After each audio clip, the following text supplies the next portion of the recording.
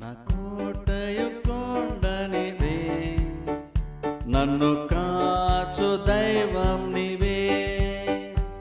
నా కోటయు కొండనివే, నన్ను కాచు దైవం నీవే. బలము ప్రభావము గలవాడా, స్తుతులకు పాత్రుడా. బలము ప్రభావము గలవాడా, స్తుతులకు పాత్రుడా.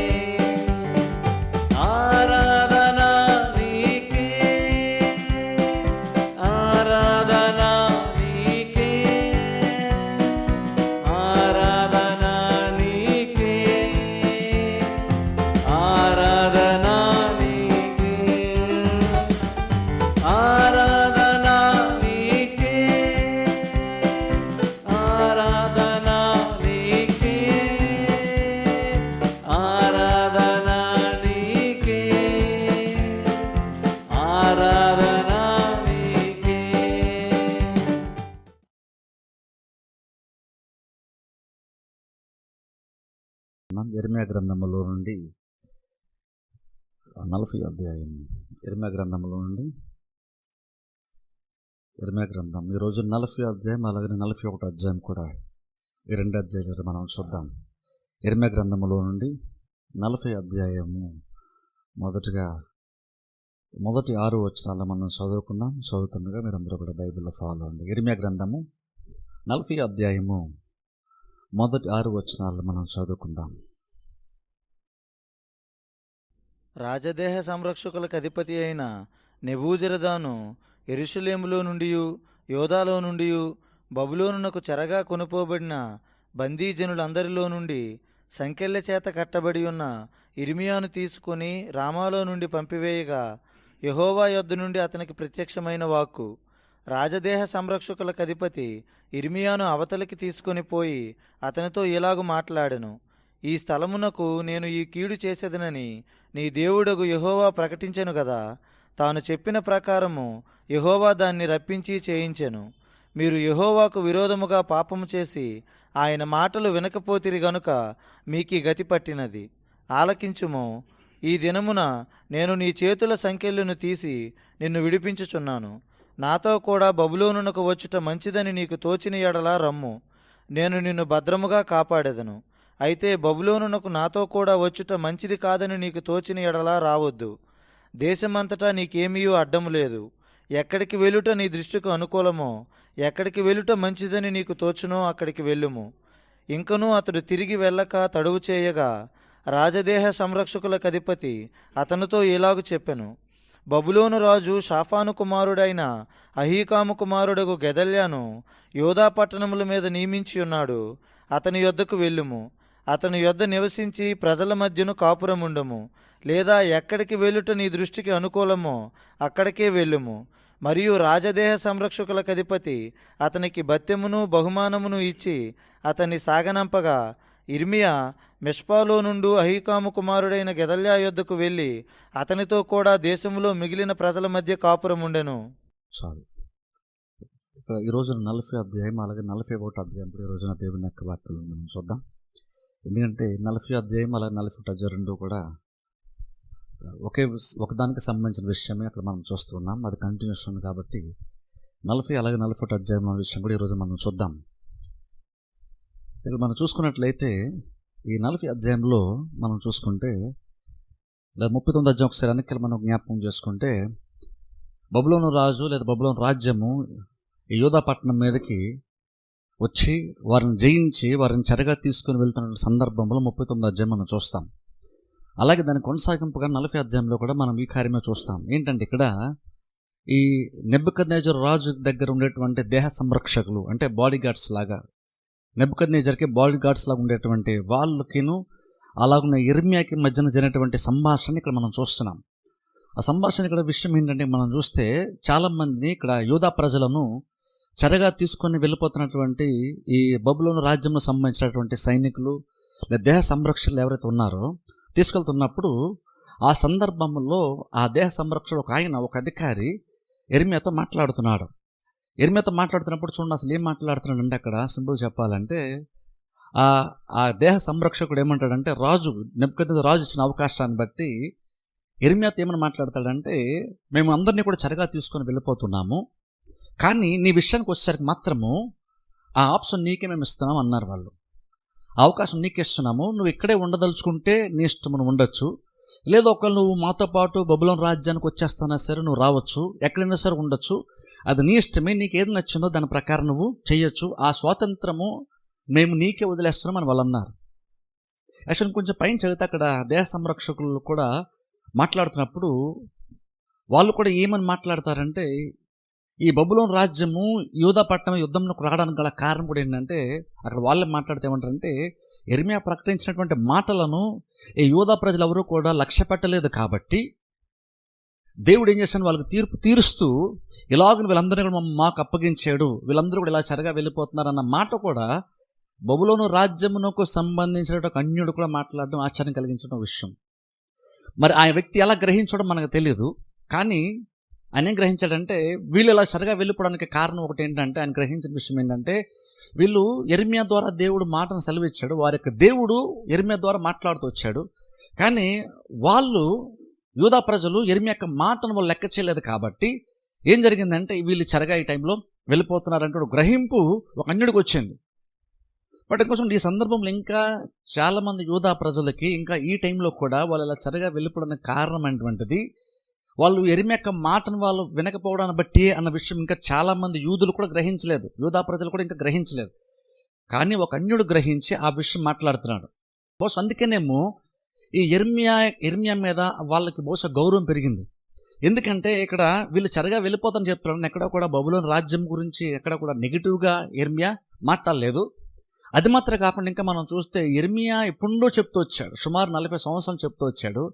చివరికి యెరెమీయా చెప్పిందే చివరికి యూదా ప్రజల యొక్క జీవితంలో జరగటము ఒక అన్యుడు గ్రహించాడు. బహుశా అందుకని గౌరవం పెరిగిందేమో బహుశా యెరెమీయా మీద మనకు తెలియదు. కానీ ఎందుకో కానీ యూదా ప్రజలందరినీ చెరగా తీసుకొని వెళ్ళిపోతున్నారు. కానీ ఒక్క యెరెమీయా మీద మాత్రం ఎందుకో కానీ వాళ్ళు కొంచెము జాలి చూపించారు. వాళ్ళు కొంచెం అనుకూలంగా యెరెమీయాకి అనుకూలంగా వాళ్ళు ప్రవర్తించడం స్టార్ట్ చేశారు. వాళ్ళు ఏమన్నారంటే, ఇప్పుడు చూడండి, నీకు ఎక్కడ కావాలంటే అక్కడ ఉండొచ్చు, నువ్వు కావాలంటే నీ సొంత జనముల మధ్య నువ్వు ఉండొచ్చు, ఇక్కడే ఉండొచ్చు, లేదనుకుంటే మాతో పాటు కూడా నువ్వు చెరగా వచ్చేయచ్చు. ఇన్ఫాక్ట్ ఇంకా చెప్పాలంటే చెరగా రమ్మని ఎందుకు వాళ్ళు అంటున్నారంటే, అక్కడ వాళ్ళు అంటారు, మాకు నెబుకద్నెజర్ రాజు మాకు ఆజ్ఞాపించిన జాగ్రత్తగా తీసుకొని రమ్మని చెప్పాడు. అక్కడ నువ్వు వచ్చినప్పుడు నువ్వు అందరిలాగా ఉండవు, నీకు అక్కడ స్వాతంత్రం ఉంటుంది,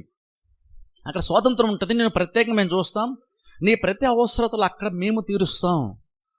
కాబట్టి నీ లైఫ్ బబులోను రాజ్యంలో చాలా బెటర్గా ఉంటుంది, ఇక్కడికంటే నీకు అక్కడే బాగుంటుంది. ఇప్పుడు చూడండి, ఎందుకని యూదాపట్నం కంటే అక్కడ ఎందుకు బాగుంటుంది అంటే, యూదాపట్నం మొత్తం కూడా నాశనం అయిపోయింది. యాక్చువల్గా చెప్పాలంటే యూదాపట్నం మొత్తం పాడైపోయింది. కాబట్టి ఇంకా చెప్పాలంటే ఇప్పుడు యూదాపట్నంలో ఎవరు కూడా శ్రేష్టమైనటువంటి వాళ్ళు, గొప్పవాళ్ళు, లేదా ప్రధానులు, లేదా కొంచెం చెప్పాలంటే ఇంకా కొంచెం ఉన్నతంగా ఉండేటువంటి వాళ్ళు ఎవరు కూడా లేరు. యాక్చువల్గా ఎవరిని ఈ నెబుకద్నెజర్ రాజు యూదా రాజ్యంలో విడిచిపెట్టేశాడంటే, చెరగా తీసుకుని వెళ్లకుండా ఎవరైతే అల్పులో, ఎవరైతే దేనికి పనికిరారో వాళ్ళందరినీ కూడా, అంటే వీళ్ళ వల్ల పెద్దగా మనకు యూజ్ ఏం ఉండదు అనుకునేటువంటి స్థాయిలో, స్థితిలో ఉండేటువంటి వారిని మాత్రము నెబుకద్నెజర్ రాజు యూదాపట్నంలో మీరు ఎక్కడ ఉండిపోయినా వదిలేశాడు. కానీ ఏమాత్రం కొంచెం చదువుకున్న వాళ్ళు ఉన్నా, లేదా కొంచెం జ్ఞానవంతులున్నా, లేదా కొంచెం ఉన్నతంగా ఉన్నటువంటి వాళ్ళు ఎవరన్నా ఉన్నా సరే, వాళ్ళందరినీ ఏం చేశాడంటే నెబుకద్నెజర్ రాజు చెరగా తీసుకొని వెళ్ళిపోయాడు. చెరగా వెళ్ళిపోయిన ప్రతి వాళ్ళ లెక్కల జీవితము ఆ యొక్క బబులోను రాజ్యంలో బాగుంటుందని మనం చెప్పలేము. కానీ ఈ యెరెమీయాకి మాత్రము ఆ యొక్క అవకాశాన్ని రాజు ఇప్పించాడు, తన దేహ సంరక్షణ అధికారి ద్వారా ఇప్పించాడు. ఏమన్నాడంటే, నువ్వు ఒకళ్ళు అక్కడికి వచ్చినా బాగానే ఉంటుంది, ఎందుకంటే అక్కడికి వస్తే నీ ప్రతి అవసరం మేము అక్కడ తీరుస్తాం.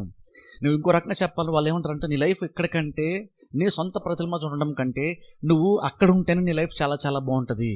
అది పేరుకే బబులోను రాజ్యం అని, కానీ అందరికంటే, యూదులందరికంటే, యూదా ప్రజలందరికంటే నీ లైఫ్ అక్కడ చాలా చాలా బాగుంటుంది. ఎందుకంటే మా యొక్క దృష్టి, లేదా మా రాజు యొక్క దృష్టి నీ పైన ప్రత్యేకంగా ఉంటుంది. కాబట్టి నీ లైఫ్ అక్కడ బెటర్గా ఉంటుంది. కాబట్టి నువ్వు ఎక్కడ కావాలంటే అక్కడ నీ ఇష్టం, అది నీకే వదిలేస్తున్నాం అని చెప్పేసి అవకాశాన్ని కూడా యెరెమీయా చేతిలో పెట్టేశారు. అయితే యెరెమీయా ఇంకా యాక్చువల్గా ఏమీ మాట్లాడకముందే వెంటనే మళ్ళీ ఆ అధికారం మాట్లాడడం స్టార్ట్ చేస్తాడు. నీకేం కావాలో నువ్వు చూస్ చేసుకో, నువ్వు మాతో పాటు వచ్చేస్తావా, వచ్చే, అలాగనే మాకేం ప్రాబ్లం లేదు, నువ్వు ఉండిపోయినా పర్వాలేదు అన్నారు.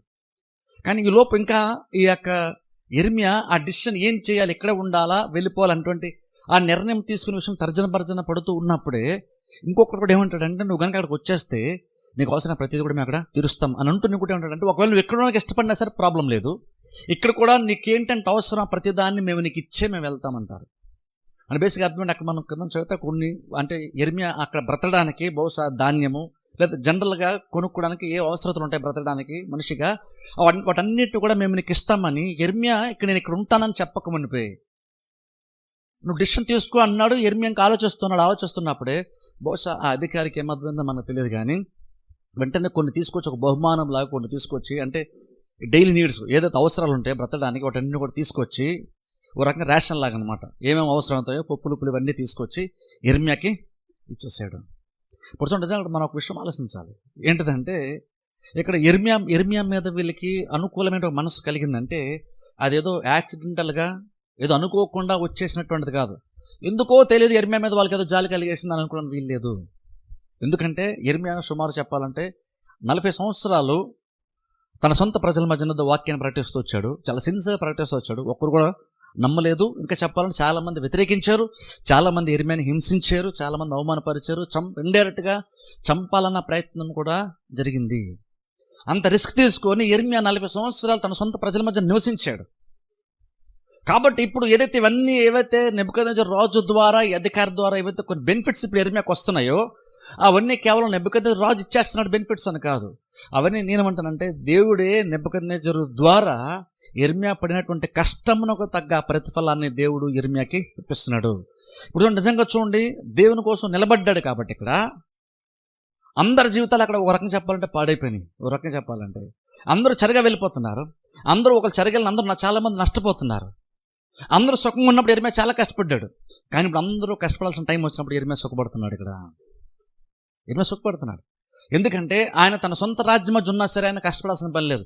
ఆయన తన అవసరాలు తీర్చుకోవడానికి ఆయన ప్రయాసపడాల్సిన అవసరం లేదు. ఈయనకి ఇక్కడ ఉన్నప్పటికీ కూడా యూదాపట్నం ఉన్నా సరే నెబుకద్నెజర్ రాజా ప్రతిదీ తీసుకొచ్చేస్తానని చెప్తున్నాడు. ఇప్పుడు చూడండి, దాన్ని బట్టి ఆలోచించాను, నిజంగా ఎంత బెనిఫిట్ని ఇర్మియా దేవుని ద్వారా పొందుకుంటూ ఉన్నాడు. కొంచెం కింద చూద్దాం చూడండి ఒకసారి. అక్కడ మనము ఇక్కడ చూడండి, అలా చదువుతూ చూడండి, 5వ వచనం ఒకసారి నేను చదువుతాను చూడండి. అక్కడ ఒక వ్యక్తి గురించి మనం చూస్తాం. ఆ వ్యక్తి గురించి మనము ఈ 40 అధ్యాయాలు మనం చూస్తాం. చూడండి, 5వ వచనం నేను చదువుతాను చూడండి. ఇంకను అతడు తిరిగి వెళ్ళక తడువు చేయగా రాజదేహ సంరక్షణ అధిపతి అతనితో ఇలాగూ చెప్పాను, బబులోను రాజు షాపాను కుమారుడైన అహీకాము కుమారుడు, ఇక్కడ ఈ పేరు గుర్తుపెట్టుకోండి, గెదల్యాను యూదా పట్టణముల మీద నియమించి ఉన్నాడు. అతని యొద్దకు వెళ్ళుము, అతని యొద్ద నివసించి ప్రజల మధ్యన కాపురముండుము, లేదా ఎక్కడికి వెళ్ళుట నీ దృష్టికి అనుకూలము అక్కడికే వెళ్ళుము. మరియు రాజదేహ సంరక్షకుల అధిపతి అతని బత్తెమును బహుమానమునిచ్చి, అంటే తన అవసరాన్ని తీర్చడానికి ఇచ్చి అతని సాగనంపగా ఇర్మియా మిస్పాలో నుండి అహీకాము కుమారుడైన గెదల్యా వద్దకు వెళ్ళి అతనితో కూడా దేశములో మిగిలిన ప్రజల మధ్యన కాపురముండెను. ఇప్పుడు గమనించండి, ఇక్కడ గెదల్యా అనే వ్యక్తిని చూస్తున్నాం. ఇప్పుడు గెదల్యా అనే వ్యక్తి యొక్క ప్రాముఖ్యత ఏంటి? ఆయన ఇక్కడ ఏం చేస్తున్నాడంటే అధ్యాయంలో గెదల్యా అనే వ్యక్తిని నెబుకద్నెజర్ రాజు ఏర్పాటు చేశాడు. దేనికంటే యూదా పట్టణంలో ఇంకా కొంతమంది ప్రజలు మిగిలి ఉన్నారు కదా, చాలా మందిని, ముఖ్యమైనటువంటి వారిని, కొంచెం బెటర్గా ఉండేటువంటి వాళ్ళందరినీ కూడా నెబుకద్నెజర్ రాజు చెరగా తీసుకొని వెళ్ళిపోయాడు.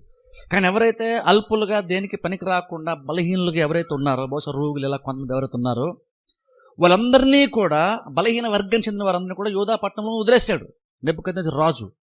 ఇప్పుడు వాళ్ళు కూడా ఉన్నారు కాబట్టి వాళ్ళందరినీ ఏలడానికి, పరిపాలించడానికి గెదల్యా అనేటువంటి ఒక వ్యక్తిని నెబుకద్నెజర్ రాజు తన కింద నియమించుకున్నాడు. గెదల్యా అనే వ్యక్తి ఇప్పుడు యూదా పట్టణాన్ని పరిపాలిస్తాడు, కానీ యాక్చువల్గా రాజుగా పరిపాలించడు, జస్ట్ ఒక అధికారిగా పరిపాలిస్తాడు. ఇప్పుడు చూడండి, అది మనం అనుకుంటాం పర్లేదు కదా అనుకుంటాం, కానీ యాక్చువల్గా అది పెద్ద ఏత అధికారం అయితే గెదల్యాకి నెబుకద్నెజర్ రాజు ఇచ్చాడో ఆ కొంతమంది బలహీన వర్గాల ప్రజల్ని పరిపాలించడానికి అది పెద్ద ఇష్యూ కాదు. ఎందుకంటే రాజ్యము ఆల్రెడీ ఇంత ముందులాగా పనిచేయట్లేదు. ఇప్పుడు అది మొత్తం పాడైపోయింది. పోనీ ఎవరైనా గొప్పవాళ్ళు యూదాపట్నంలో ప్రజలు ఉన్నారంటే అందరూ బలహీనలే, అందరూ అల్పమైనటువంటి వారే, పెద్దగా దేనికి పనికిరాని వాళ్ళే ఉన్నారు అన్న. జస్ట్ ఊరినే పేరుకి ఏం చేశాడంటే ఒక వ్యక్తిని, గెదల్యా అనే వ్యక్తిని ఒక గవర్నర్ లాగా, ఒక మేయర్ లాగా ఏదో పెట్టేశాడనమాట అక్కడ పరిపాలించడానికి. ఇప్పుడు ఆ రాజదేహ సంరక్షణ అధికారి ఏమంటున్నాడంటే, ఒకవేళ కానీ నువ్వు గెదల్యా దగ్గర ఉండాలనుకున్నా సరే ఉండొచ్చు, పర్లేదు, అక్కడున్నా సరే మేము నీ ప్రతి అవసరం మేము చూసుకుని ప్రజల మధ్య ఉండాలనుకుంటే ఉండు అన్నప్పుడు బైబిల్ మనం అక్కడ చూస్తే 6వ వచనంలో ఇర్మియా అంట తన సొంత ప్రజల మధ్యన నివసించాను అని మనం చూస్తున్నాం. ఇప్పుడు చూడండి, ఇక్కడ కూడా ఇంకా ఇర్మియా యొక్క మనస్తత్వం, ఇర్మియా యొక్క స్థితి ఒకసారి ఆలోచిద్దాం. ఆయన దేనికి కష్టపడ్డాడో తెలుసా? ఈ టైంలో కూడా 40 సంవత్సరాలు కష్టపడి పరిచర్య చేశాడు. ఇప్పుడు యాక్చువల్ నిజంగా సుఖపడేటువంటి అవకాశం దొరికింది.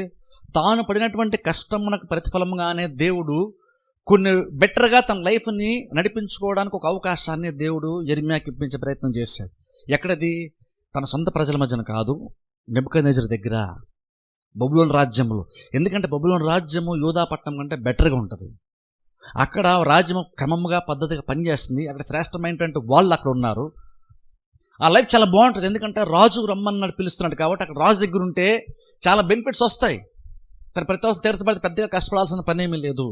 ఈవెన్ బబులోను రాజ్యానికి వెళ్ళినా సరే అక్కడ జైల్లో కూర్చాడు ఇర్మియా. అక్కడ కూడా ఫ్రీడమ్ ఉంటుంది, ఆయనకి సహజంగానే బ్రతుకుతాడు. ఎందుకంటే రాజు ఆ ప్రత్యేక హోదాని ఇర్మియాకి ఇప్పించాడు కాబట్టి. కానీ మీరు ఆలోచించండి, ఇక్కడ ఇర్మియా ఇంకా ఏది ఎంచుకున్నాడో తెలుసా? బబులోను రాజ్యానికి వెళ్ళిపోతే తన లైఫ్ చాలా చాలా బెటర్గా మారుతుంది, చాలా బాగుంటుంది.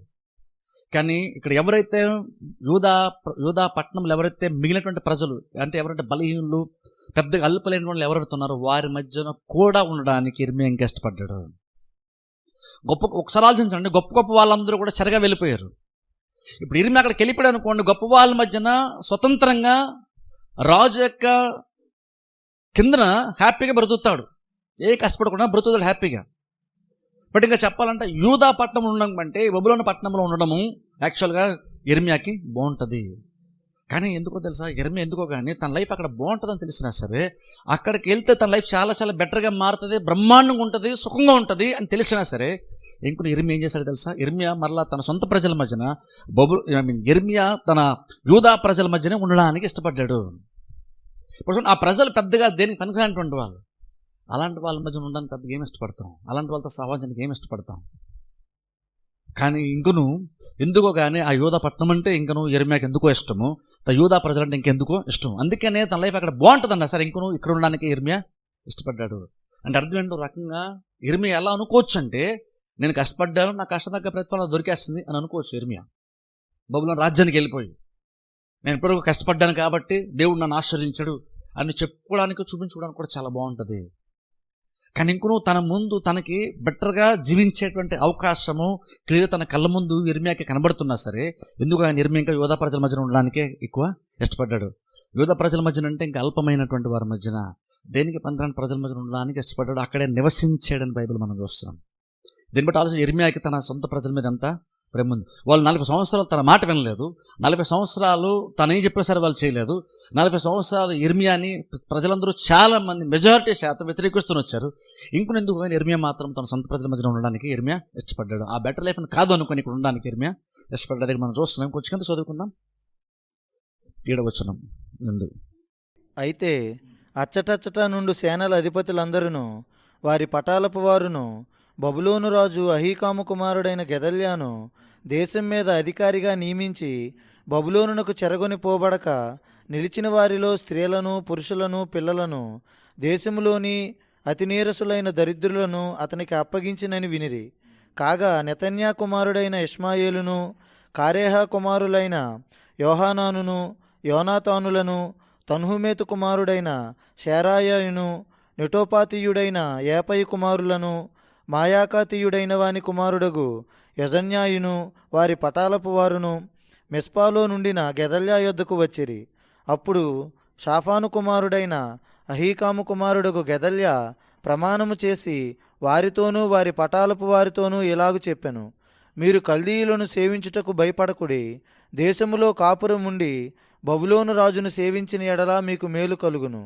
నేనైతేను నా యొద్దకు వచ్చు కల్దీల ఎదుట నిలుచుటకై మెస్పాలో కాపురముందును గాని మీరు ద్రాక్షారసమును వేసవికాల ఫలములను తైలమును సమకూర్చుకొని మీ పాత్రల్లో వాటిని పోసుకొని మీరు స్వాధీనపరుచుకున్న పట్టణములో కాపురముండు. ఇప్పుడు చూడండి, మనం చూస్తే ఇక్కడ గెదల్యా అనేటువంటి వ్యక్తి ఇక్కడ సంభాషించడం మనం చూస్తున్నాం.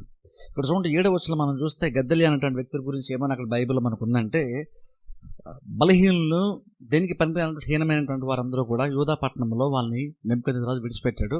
వాళ్ళందరి పైన నెబుకద్నెజరు రాజు గెదల్యా అనేటువంటి వ్యక్తిని అధికారిగా నియమించాడు. ఇప్పుడు యూదా మిగిలినటువంటి ప్రాంతం ఉన్నటువంటి మిగిలినటువంటి ప్రజల్ని గెదల్యా అనే వ్యక్తి పరిపాలిస్తున్నాడు. ఇప్పుడు ఎప్పుడైతే ఇలా ఈయన గెదల్యా అనేటువంటి ఆయన పరిపాలిస్తున్నాడో వెంటనే కొంతమంది పేర్లు అక్కడ మనం చూస్తున్నాం. చూడండి, వాళ్ళు ఎవరంటే యాక్చువల్గా చూస్తే అక్కడ ఉన్నటువంటి వాళ్ళు ఎవరంటే నెబుకద్నెజరు రాజు యూదా పట్టణం యుద్ధానికి వస్తాడని తెలిసి ముందుగానే తప్పించుకోవడానికి ప్రమాదం తప్పించు కొంతమంది ముందుగానే యూదా పట్టణాన్ని వదిలేసి దూర ప్రాంతాలకు వేరే వేరే ప్రాంతాలకు పారిపోయారు కొంతమంది. అలా పారిపోయినటువంటి వారందరూ కూడా ఇప్పుడు ఏంటంటే ఇప్పుడు నెబుకద్నెజరు రాజు వచ్చాడు, చెరగా తీసుకొని వెళ్ళిపోయాడు. ఇప్పుడు నెబుకద్నెజరు రాజు యూదా పట్టణంలో లేడు, తమ సొంత వ్యక్తి గెదల్యా అనేటువంటి తమ సొంత వ్యక్తి ఒక ఆయన ఇప్పుడు పరిపాలిస్తున్నాడు. కాబట్టి ఇప్పుడు మేము రావడము సేఫ్ అనుకొని పారిపోయి ప్రాణాలు కాపాడినటువంటి కొంత గుంపు ఏం చేశారంటే ఇప్పుడు మరలా గెదల్యా దగ్గరికి వాళ్ళు వచ్చారు. వీళ్ళెవరు ఇప్పుడు పేర్లు ఎవరైతే చెప్పండో వాళ్ళ గురించి కూడా తర్వాత మనం చూస్తాం. యాక్చువల్ వాళ్ళు ఎవరంటే నెబుకద్నెజరు రాజు వస్తాడని తెలిసినప్పుడు పారిపోయారు. ఎందుకంటే ఉంటే బహుశా చంపేస్తాడనో ఇలా వేరే వేరే కారణాలను బట్టి ముందుగానే పారిపోయారు, యూదా పట్టణం వదిలేసి పారిపోయారు వాళ్ళు. ఇప్పుడు వాళ్ళందరూ మరలా ఇప్పుడు గెదల్యా దగ్గరికి వచ్చారు. ఇప్పుడు గెదల్యా పరిపాలిస్తున్నారు కాబట్టి గెదల్యా దగ్గరికి వచ్చేయమంటున్నారంటే ఇప్పుడు ఇంతకు మనం ఇప్పుడు ఏం చేద్దాం అంటున్నారు వాళ్ళు. అంటే ఇప్పుడు కామ్గా వచ్చి ఇప్పుడు ఇక్కడ మనం బ్రతికేద్దామా, లేదనుకుంటే ఒక తిరుగుబాటు ఏమైనా ప్లాన్ చేసి నెబుకద్నెజర్ మీదకి వెళ్ళి మనం యుద్ధం చేయడానికి ఏమైనా ప్లాన్ చేద్దామా అని గెదల్యాను వాళ్ళు అడగడానికి వాళ్ళు వచ్చారు. కొంతమంది వచ్చారు. అంటే బహుశా వీళ్ళు కొంచెం ఫైటర్స్ అయి ఉంటారు, వీళ్ళు యోధులు అయి ఉంటారు. అందుకని వీళ్ళు ఏమన్నారంటే వచ్చి మనము పోరాడదాం అంటున్నారు.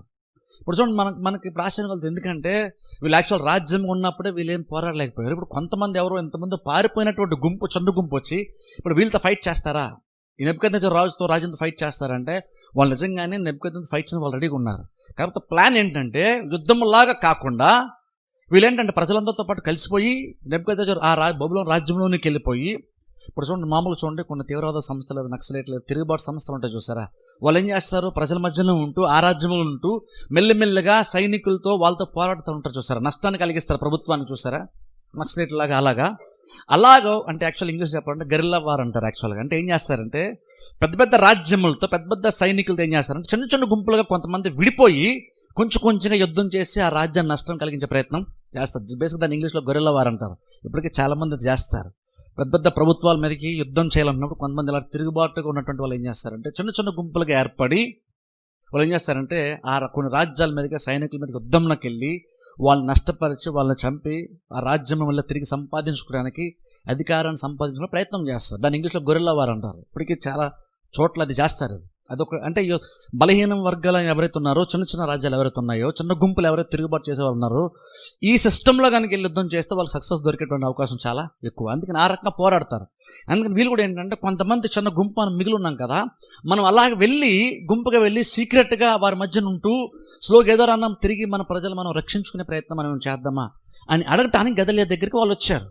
ఎందుకంటే ఇప్పుడు గెదల్యా యూదా పట్టణాన్ని పరిపాలిస్తున్నాడు కాబట్టి ఒక అధికారిగా వచ్చినప్పుడు గెదల్యా ఏమంటున్నాడు అంటే యాక్చువల్ అక్కడ చదివితే గెదల్యా అంటాడు, లేదు మీరు ఏమి యుద్ధం చేయాల్సిన అవసరము లేదు, మీరు కూడా వచ్చేసి మా మధ్యన నివసించండి, మీరు కూడా మాతో పాటు ఉండండి, ఇక్కడ ఉండి ఇక్కడ పంటలు పండించుకోండి, ఇక్కడ పంటలు పండి వచ్చిన ప్రతిఫలాన్ని మీరు అనుభవించండి, కొంత ట్యాక్స్ని కొంత సుంకాన్ని బబులోను రాజ్యానికి కడదాం, మనం తిరుగుబాటు ఏమీ చేయొద్దు, ఇక్కడ యూదాపట్నంలోనే మనం బ్రతుకులు సాగనిద్దాం, ఇది మనకి క్షేమం, ఇది దేవుని చిత్తము అని కూడా మాట్లాడతాడు గెదల్యా. అలా మాట్లాడినప్పుడు యాక్చువల్గా వాళ్ళు కూడా ఏంటంటే సరే ఇదేదో బాగానే ఉందని చెప్పేసి వాళ్ళు కూడా ఏం చేస్తారంటే వచ్చి వాళ్ళు కూడా వ్యవసాయం చేసుకుంటూ ద్రాక్ష తోటలు పండిస్తూ ఆ వచ్చిన లాభాన్ని వాళ్ళు అనుభవిస్తూ కొంత నెబుకద్నెజర్ ట్యాక్స్ రూపంలో కట్టాలి కాబట్టి నెబుకద్నెజర్ ట్యాక్స్ కొడుతూ గెదల్యా కిందన వీళ్ళుంటూ బ్రతుకును కొనసాగిస్తూ ఉంటున్నారు. ఇంకొంచెం కింద చదువుకుందాం.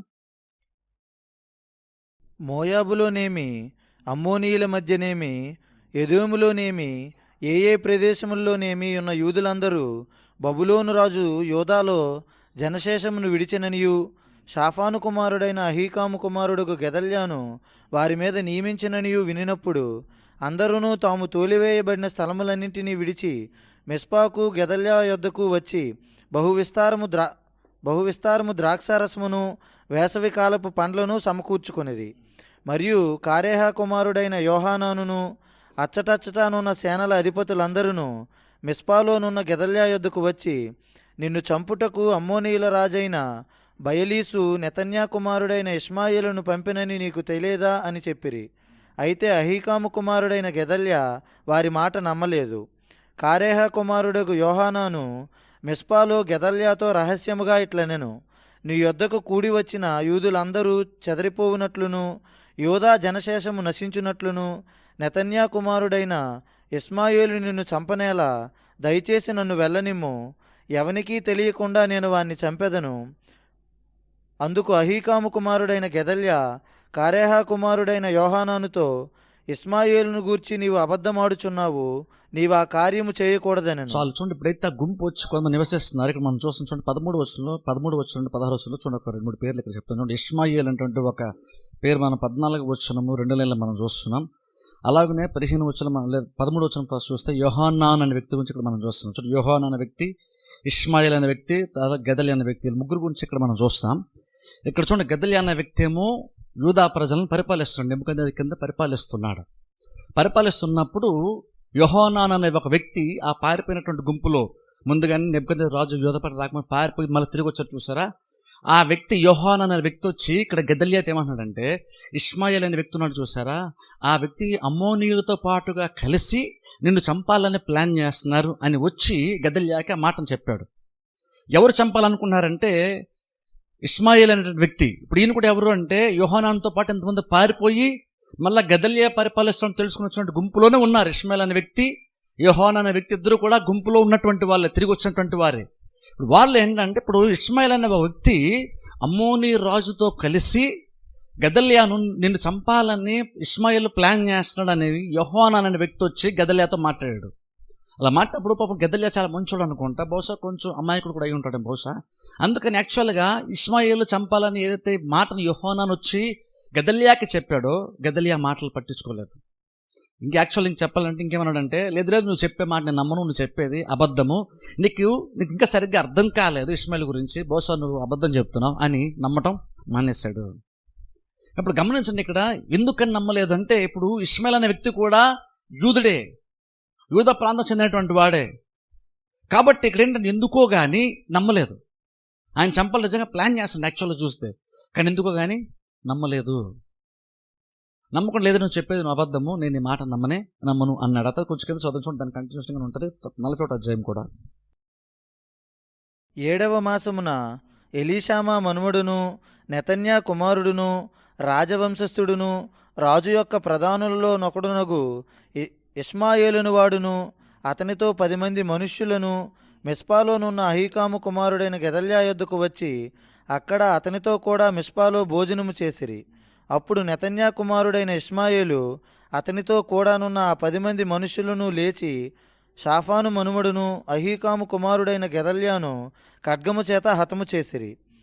బబులోను రాజు ఆ దేశం మీద అతన్ని అధికారినిగా నియమించినందున అతన్ని చంపిరి. ఇక్కడ చూడండి, గమనిస్తే ఇక్కడ ఇష్మాయేల్ వ్యక్తి ఎందుకు చంపుంటాడు బహుశా అంటే, అక్కడ మనం చూస్తాం 41వ అధ్యాయంలో మొదటి వచనం మనం చూస్తే, ఇక్కడ చూడండి 7వ మాంసం ఎలీషామా మనవడును నెతన్యా కుమారుడు రాజవంశస్థుడును రాజు యొక్క ప్రధానుల్లో నొకడునగు ఇష్మాయేలును వాడని చూస్తున్నాం. ఇక్కడ ఇష్మాయేల్ బహుశా ఎందుకని గెదల్యా తన సొంత వ్యక్తిని ఎందుకు చంపాలనుకున్నాడు, తన రాజ్యం సంబంధించిన వ్యక్తిని ఎందుకు చంపాలనుకున్నాడు అంటే, బహుశా ఏమై ఉండొచ్చు అంటే, ఇష్మాయేల్ అనే వ్యక్తి యాక్చువల్గా రాజవంశమునకు చెందినటువంటి వాడంట. సో రాజవంశంలో చెందినటువంటి వాడు కాబట్టి బహుశా ఈ గెదల్యా అనే వ్యక్తి కనుక లేకపోతే తాను యూదా పట్టణాన్ని రాజుగా బహుశా పరిపాలించేవాడు కాబట్టేమో, అందుకని కోపం వచ్చిందేమో. అందుకని బహుశా నెబుకద్నెజర్ ఏమీ చేయలేడు కాబట్టి నెబుకద్నెజర్ రాజు నియమించినటువంటి గెదల్యాని చంపాలని ప్లాన్ చేశాడు. అలా ప్లాన్ చేసి కొంతమందిని తీసుకొని వచ్చాడు. సుమారు 10 మంది అలా కలిసి వచ్చారు. ఎందుకంటే తన సొంత వ్యక్తే కాబట్టి ఇక్కడ యాక్చువల్ గెదల్యా కూడా పెద్ద పట్టించుకోలేదు. ఇక్కడ ఇష్మాయేల్ ఏం చేసి కొంతమందిని తీసుకొని 10 మందిని అలా సుమారుగా తీసుకొని వచ్చి గెదల్యాతో పాటు కూర్చొని భోజనం చేశాడట. అలా భోజనం చేసిన సడన్గా వెంటనే ఈ 10 మంది వెంటనే లేచి తిరుగుబాటు చేసి వెంటనే గెదల్యాని చంపేశారు. గెదల్యాని చంపడం మాత్రమే కాదు కానీ ఈ గెదల్యా దగ్గర పని చేయడానికి నెబుకద్నెజర్ రాజు కొంతమంది దేహ సంరక్షకులు నియమిస్తాడు. ఎందుకంటే ఇప్పుడు గెదల్యా నెబుకద్నెజర్ కింద ఉన్నాడు కాబట్టి, గెదల్యా యూదుడు కాబట్టి ఆ యూదును కూడా చూడడానికి కాపాడడానికి ఎందుకో తెలియదు కానీ కొంతమందిని నెబుకద్నెజర్ రాజు కొంతమంది దేహ సంరక్షణ కొంతమందిని గెదల్యా దగ్గర పెడతాడు. ఇప్పుడు ఏంటంటే కాబట్టి గెదల్యాని మాత్రమే చంపరు వాళ్ళు. గెదల్యాతో పాటు గెదల్యాని కాపాడడానికి నెబుకద్నెజర్కు సంబంధించిన ప్రజలు ఎవరైతే ఉన్నారో వాళ్ళందరినీ కూడా ఇష్మాయేలు చంపేస్తాడు. ఇప్పుడు అక్కడ విషయం ఏంటంటే, అక్కడ భోంచడానికి కూర్చున్నారు. ఇప్పుడు ఒక రకంగా భోంచడానికి కూర్చున్న అర్థం ఏంటంటే అందరూ సొంత వాళ్ళే కాబట్టి బాగా నమ్మాడు, కూర్చొని భోజనం చేశారు. ఈవెన్ భోజనం అంటే కూడా యాక్చువల్గా ఈవెన్ ఈ రోజుల్లో కానీ ఆ రోజుల్లో కూడా చూస్తున్న యాక్చువల్గా ఇదేంటి ఒక నిబంధన లాంటిది, ఒక రకంగా చెప్పాలంటే అలా నిబంధనలా వచ్చి కలిసి కూర్చున్నారు, భోజనం చేశారు. సడన్గా వెంటనే లేచి ఇష్మాయేల్ ఏం చేశారంటే కుట్రపూరితంగా వచ్చాడు కాబట్టి వెంటనే లేచి వెంటనే గవ కత్తి తీసి గెదల్యాని పొడి చేసి చంపేశాడు. అదే బైబిల్ మనం చూస్తాం. ఎందుకు చంపేశాడు, ఎందుకు చంపుంటాడు బహుశా అంటే నెబుకద్నెజర్ రాజు గెదల్యాని నియమించాడు కాబట్టి అని చూస్తున్నాం. అయితే ఈ నియమిస్తే ఆయనకి ఎందుకు ఇష్మాయేల్కి ఎందుకు కోపం వచ్చింది అంటే, ఇష్మాయేల్కి ఎందుకు కోపం వచ్చిందంటే ఇష్మాయేల్ రాజవంశముకు చెందినటువంటి వాడు కాబట్టి. అందుకని బహుశా సులువుగా తిరుగుబాటు చేసి రాజ్యమును తిరిగి సంపాదించుకోవాలనుకుంటున్నాడేమో. మరి ఆయన మనసులో ఏం ప్లాన్ ఉందో మనకు తెలియదు కానీ పాపం గెదల్యాకి ముందుగానే హెచ్చరిక వచ్చినప్పటికీ కూడా ఎందుకో కానీ గుడ్డిగా ఇష్మాయేల్ నమ్మేశాడు. నమ్మేసరికి ఇప్పుడు యాక్చువల్ తన ప్రాణాలు కోల్పోవలసి వచ్చింది. కొంచెం కింద చదువుకుందాం. మరియు మిస్పాలో గెదల్యా యొద్ద ఉండిన యూదులందరినీ అక్కడ దొరికిన యోధులకు కల్దీయులను ఇష్మాయేలు చంపెను. యూదులకు కల్దీయులను కూడా చంపేశాడు ఇక్కడ. అతడు గెదల్యాను చంపిన 2వ నాడు అది ఎవనికిని తెలియబడక మునుపు గడ్డములు క్షౌరము చేయించుకొని వస్త్రములు చింపుకొని దేహములు గాయపరుచుకొనిన 8 మంది పురుషులు యెహోవా మందిరమునకు తీసుకొని పోవుటకై నైవేద్యములను ధూపద్రవ్యములను చేతపట్టుకొని షెకెము నుండి షిలోహు నుండి షోమ్రోను నుండి రాగా ఇప్పుడు చూడండి, ఇక్కడ గమనించండి. సో నిజంగా ఇక్కడ యూదాపట్నం ఏంటంటే చూడండి ఎంత భయంకరమైన పరిస్థితులు మారిపోయింది ఇక్కడ మనకు అర్థమవుతుంది. ఎంత భయంకర పరిస్థితులు మారిపోయిందంటే ఒక రకంగా యూదా ప్రజలు బబులోను రాజ్యానికి చెరగా వెళ్ళిపోయారు.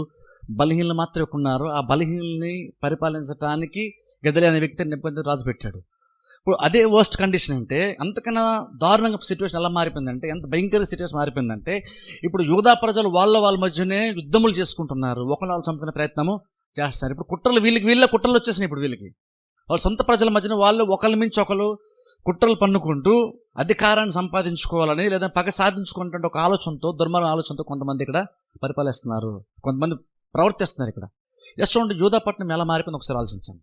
ఒక రాజు క్రమంగా పరిపాలించే దాని నుండి ఒక అన్యరాజు వచ్చేసాడు. అన్యరాజు ఒక వ్యక్తిని నియమించాడు. పోనీ అదనపన బాగానే ఉండేది. పోనీ అక్కడితో అవ్వకుండా మళ్ళీ అక్కడి నుంచి చూడండి వీళ్ళే అంతగా కొట్టేసుకున్నారు. చూడండి ఒకసారి ఆలోచించండి. ఇప్పుడు అక్కడ ఏమైందంటే, అక్కడ ఇష్మాయేల్ అనే వ్యక్తి గెదల్యాని చంపేయడం మాత్రమే కాదు కానీ నెబుకద్నెజర్ ఎవరితో కొంతమందిని నియమించాడో వారిని కూడా చంపేశాడు.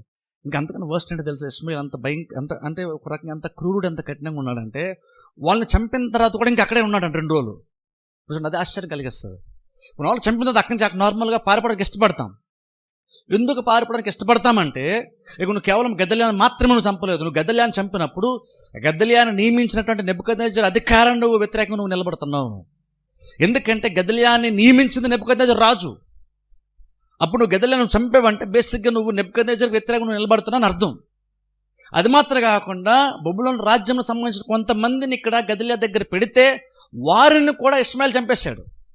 ఇప్పుడు చూడండి, జస్ట్ ఒకసారి ఆలోచించండి. ఈ విషయం కనుక నెబుకద్నెజర్ రాజుకి తెలిసిందనుకోండి, ఆయన ఎంత వైలెంట్గా రియాక్ట్ అవుతాడో ఒకసారి ఆలోచించండి. ఈవెన్ ఆ విషయం తెలుసుండి కూడా ఎందుకు కానీ ఇష్మాయేలు అన్ని బహుశా అక్కడ ఎంత అంటే ధైర్యం అనలేము, ఎంత ముండిగా ఉన్నాడంటే వాళ్ళందరినీ చంపేసిన కూడా ఇంకా అదే ప్లేస్లో ఉన్నాడు. నార్మల్గా ఏం చేస్తాం, పారిపోతాం.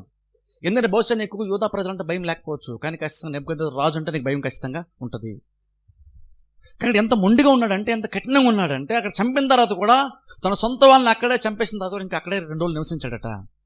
ఇప్పుడు అక్కడ ఉన్నప్పుడు అక్కడ ఇంకోటి ఏం జరిగింది, ఇంకా భయంకర సిచ్యువేషన్ ఏంటో తెలుసా?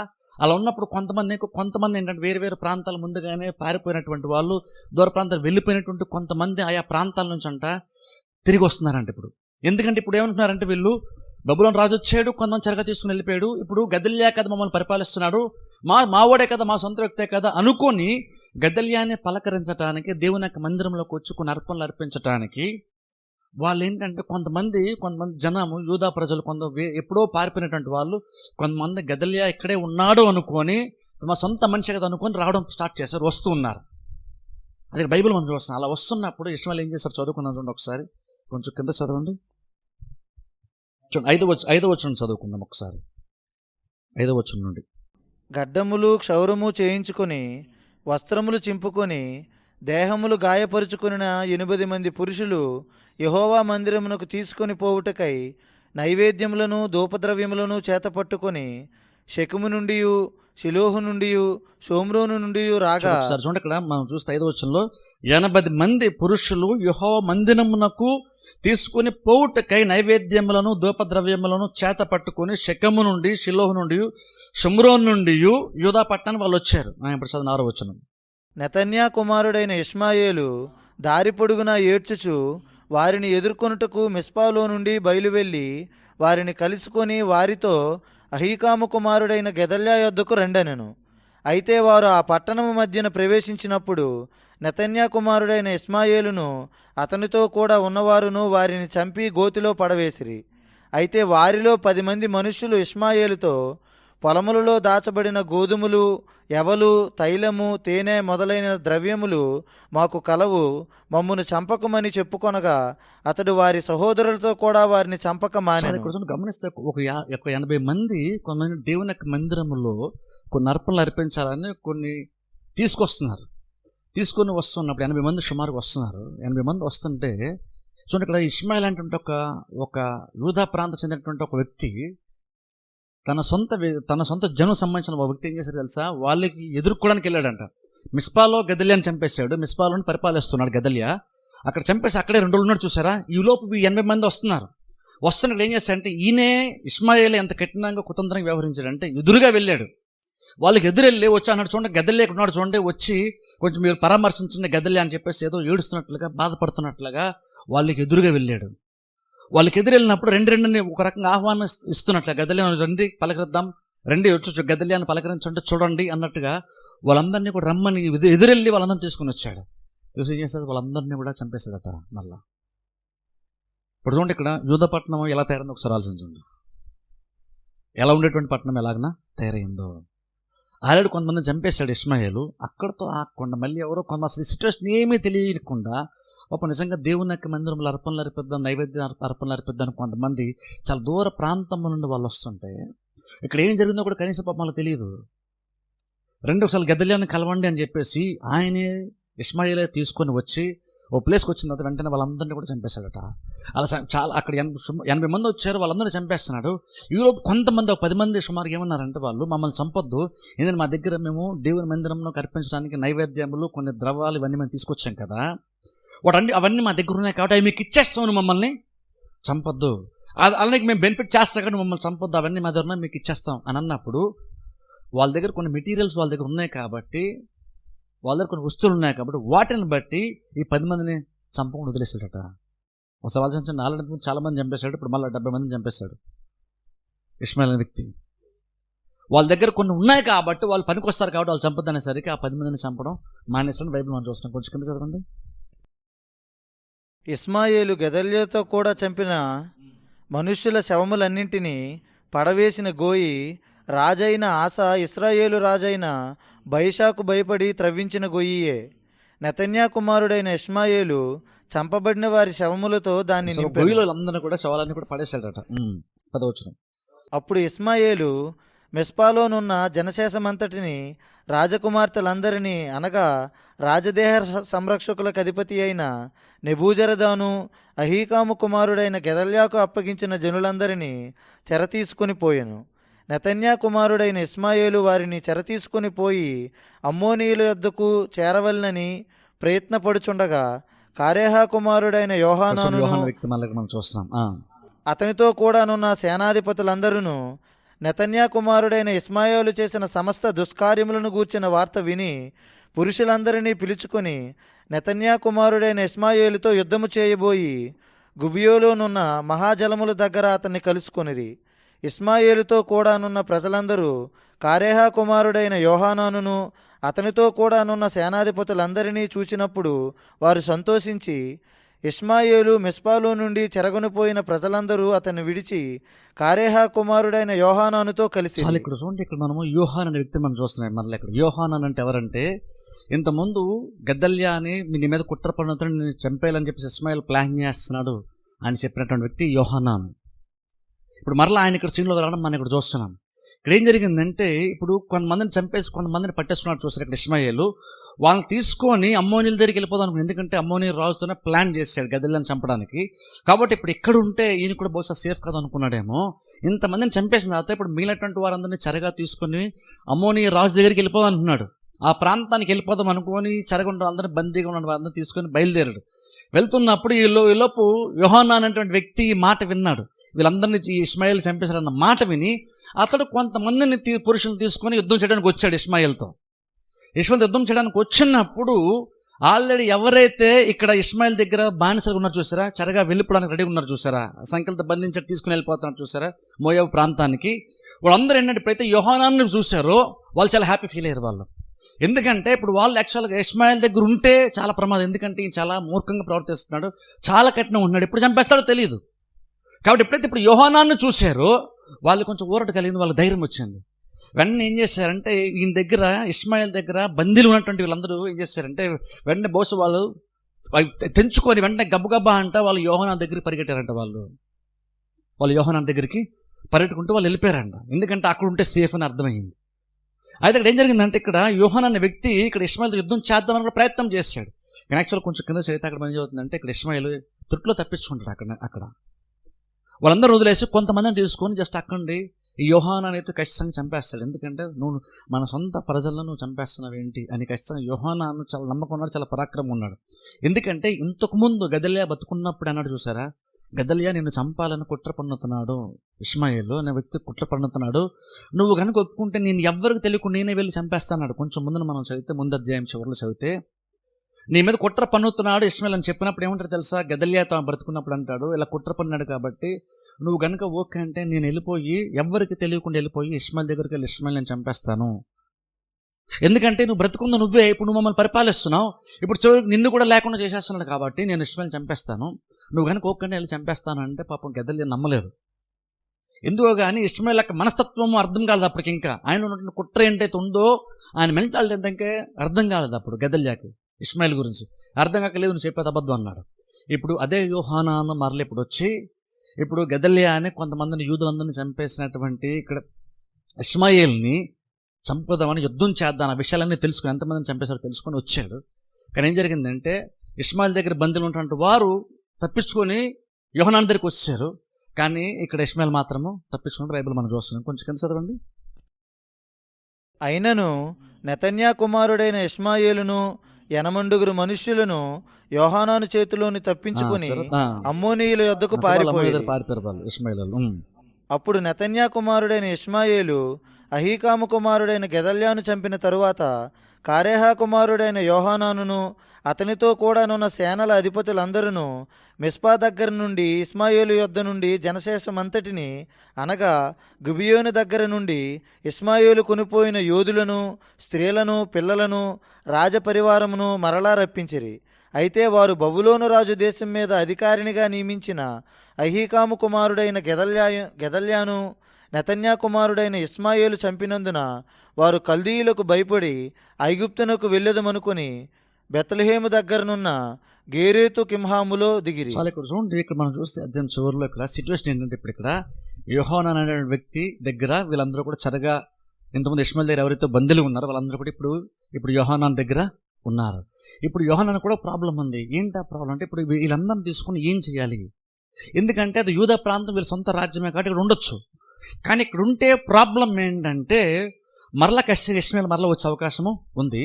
ఒకవేళ ఇష్మాయేల్ వచ్చేంత సాహసం ఇష్మాయేల్ చేయకపోయినా సరే, ఎందుకంటే గెదల్యాను ఇష్మాయేల్ చంపాడు.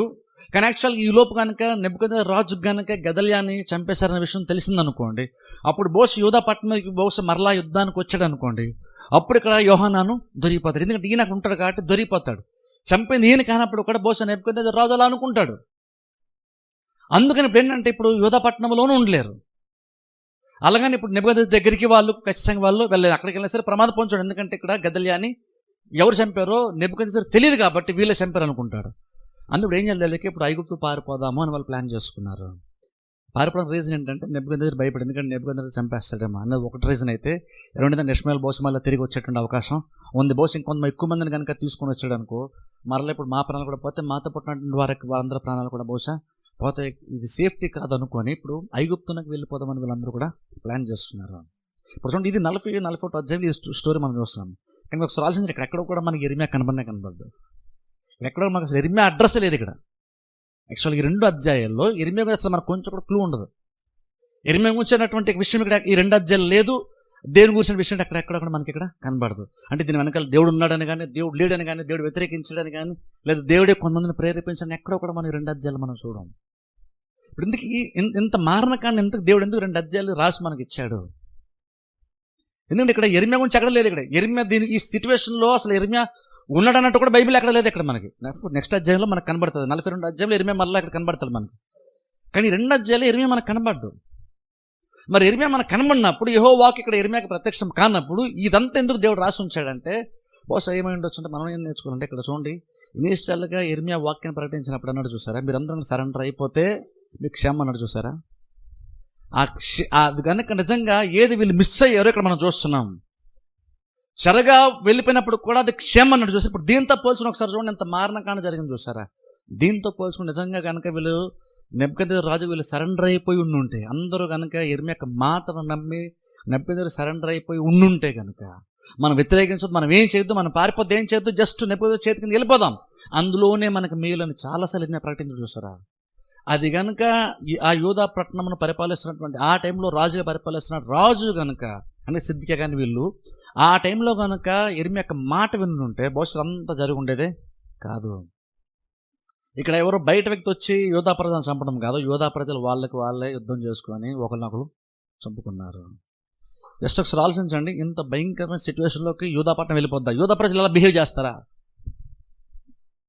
మనం యాక్చువల్లీ ఏమనుకుంటే నెబుకద్నెజర్ రాజు వస్తాడు, నెబుకద్నెజర్ రాజు భయంకరమైన కార్యాలు చేస్తాడు, యూదా ప్రజలు చాలా సఫర్ అవుతారు అనుకుంటాం.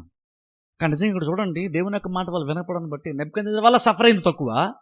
ఓ రకంగా చెప్పండి, నెబుకద్నెజర్ ప్రమేయం లేకుండానే వీళ్ళు చాలా శ్రమలు పడాల్సిన పరిస్థితి వచ్చింది. కారణం ఏంటంటే ఇక్కడ వాళ్ళు దేవుని యొక్క మాటను వాళ్ళు వినకపోవడం బట్టి. బేసిక్గా వాళ్ళు 39 అధ్యాయులు వాళ్ళు అనుకోవచ్చు, ఇప్పుడు నిజంగా ఎలాగో దేవుడు వచ్చి చెరగా తీసుకు వెళ్ళిపోతాడు, ఎందుకంటే పెద్ద నష్టం మనకి ఏం జరుగుతుంది అని బహుశా అనుకుండొచ్చు. పెద్ద నష్టం అంటే బేసిక్ ఏమనుకుంటే నష్టం అంటే ఎంత జరగచ్చు, మ్యాక్సిమం మనం చెరగా వెళ్ళిపోతాం, దగ్గరికి వెళ్ళిపోతాం, బొబ్బులం రాజాన్ని చెరగా వెళ్ళిపోతాం, అంతకుమించి పెద్ద నష్టం ఇంకేముంటుందిలే మనకి, అదొక్కటే తప్ప అంతకుమించి పెద్దగా నష్టం ఏమి ఉండదుగా మనకి, అంతకుమించి కీడేముంటుందా అని బహుశా అనుకున్నారేమో. కానీ దేవుడు చెప్పాడు చూసారా, మీ పట్టణం బాగా పాడైపోద్దని. అది నిజంగా వాస్తవంగానే ఇక్కడ జరిగింది. అంతకంటే దేవుడు ఏదైతే మీరు సరగా వెళ్ళిపోతారు అనుకున్నారు అదే చాలా భయంకరం అనుకుని తిరుగుబాటు చేద్దామని వీళ్ళు అనుకున్నారు. కానీ సరగా వెళ్ళిపోయినటువంటి వారికి స్థితి చాలా బెటర్ అనిపిస్తుంది ఇక్కడ చూస్తే, ఈ 2 అధ్యాయాలు చూస్తే. ఎందుకంటే అంత భయంకరంగా ఇక్కడ ఒకరినొకరు చంపుకుని ఇక్కడ మనం చూస్తున్నాం. ఇప్పుడు చూడండి, ఎందుకంటే చూడండి, నిజంగా దేవుని యొక్క మాట వాళ్ళు కనుక ఆ రోజు వినుంటే బహుశా ఈ 40 అధ్యాయం 41 అధ్యాయులు ఇదంతా పెద్ద విషయం ఉంది చూసారు, ఇదంతా మారణం కంటే ఇదంతా ఇంత డిస్టర్బెన్స్ బహుశా యూదా ప్రాంతానికి వచ్చి ఉండేది కాదేమో. బహుశా వాళ్ళ మాట వినుంటే, మాట వినలేదు కాబట్టి. ఇప్పుడు ఇంకా చెప్పాల్సి చూడండి, గదల్యా కూడా ఏమన్నాడు యాక్చువల్గా చూసుకుంటే, వచ్చినటువంటి వార్త ఏమన్నాడు, మన ఎవరం తిరుగుబాటు చేయొద్దు, మనందరం కూడా దేవుని యొక్క మాటను బట్టి మనందరం కూడా లోబడదాం, ఇక్కడుంటే పని చేసుకుందాం. బహుశా బబులోను రాజుకి వెళ్ళకపోయినా ఎక్కడుంటే పని చేసుకుందాం, నెబుకద్నెజర్ మనం ట్యాక్స్ అయితే మనం పే చేయాల్సి ఉందో ట్యాక్స్ పే చేద్దాం, ఇక్కడ మనం పని చేసుకుందాం, కొంతకాలం ఉందాం, మనకి ఇదే క్షేమం. మన గదల్యా కూడా చెప్పాడు చూస్తారు ఆ రోజున. నిజంగా అలాగ ఉండున్నా బాగానే ఉండేది వీళ్ళకి.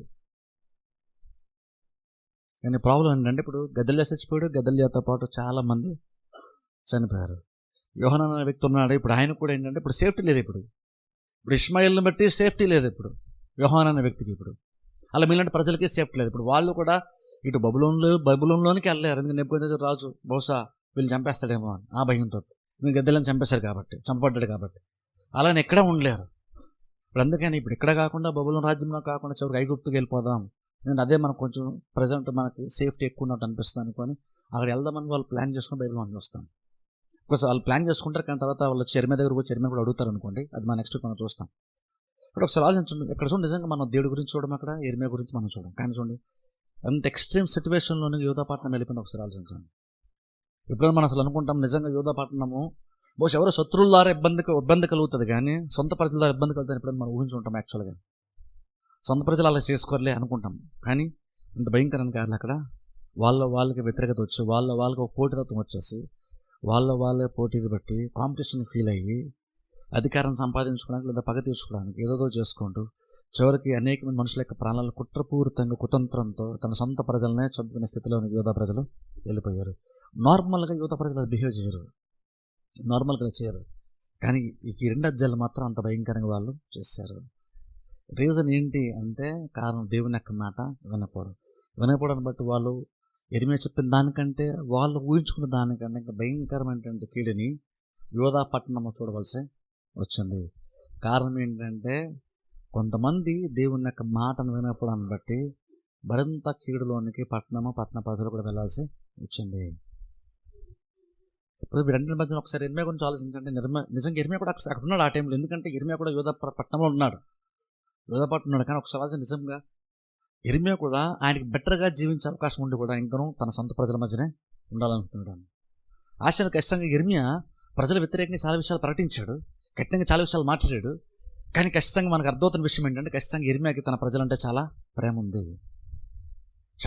ఉంది, వాళ్ళ క్షేమాన్ని చాలా కోరుతున్నాడు. అందుకనే ఇంకా బబులోను పట్టణానికి వెళ్ళిపోయేటువంటి అవకాశం ఉన్నప్పటికి కూడా ఆయన వెళ్లకుండా ఇక్కడే ఉండడానికి ఈ సిచ్యువేషన్ నిజంగా ఇర్మియా ఉండడం అవసరం. ఆలోచన ఒకసారి ఈ సిచ్యువేషన్లో ఇంత మారణకాండ జరుగుతూ ఒకరినొకరు చంపేసుకుంటూ ఎవరెప్పుడు చచ్చిపోతారు, ఎవరిని చంపేస్తారో తెలియనటువంటి సిచ్యువేషన్ యూదాపట్నం ఉంది.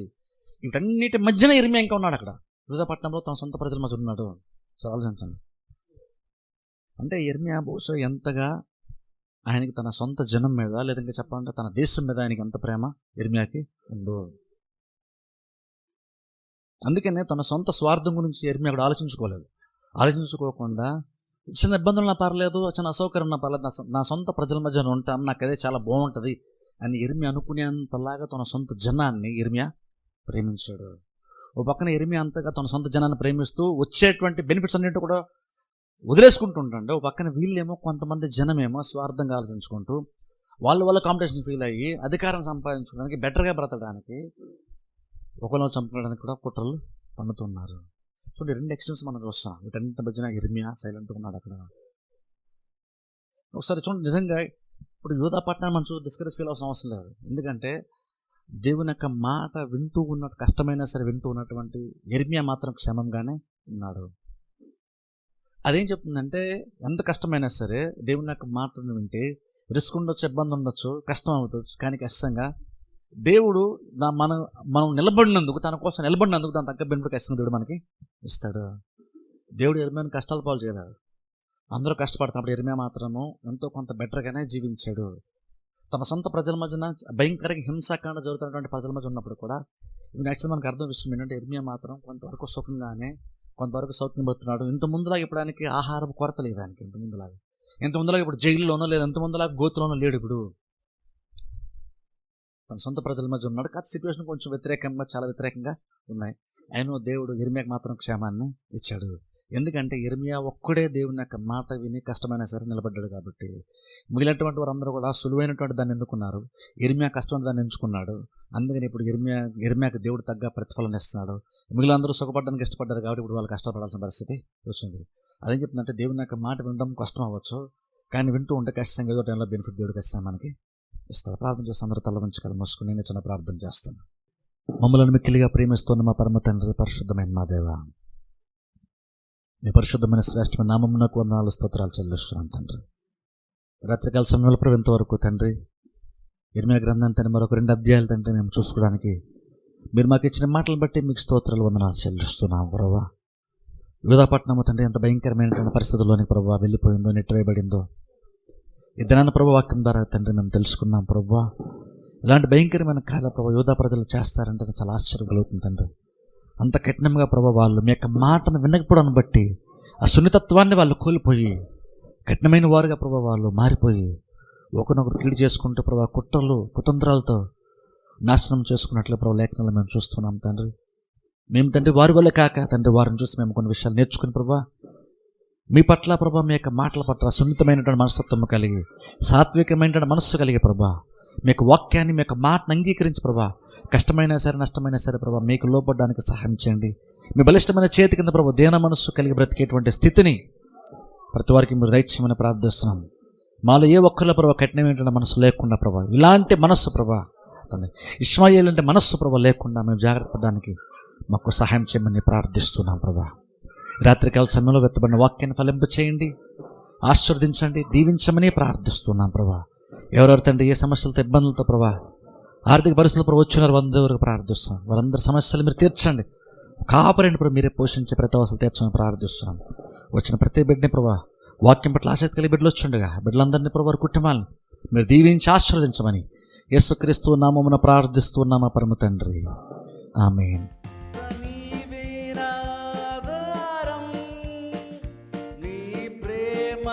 సాటెవ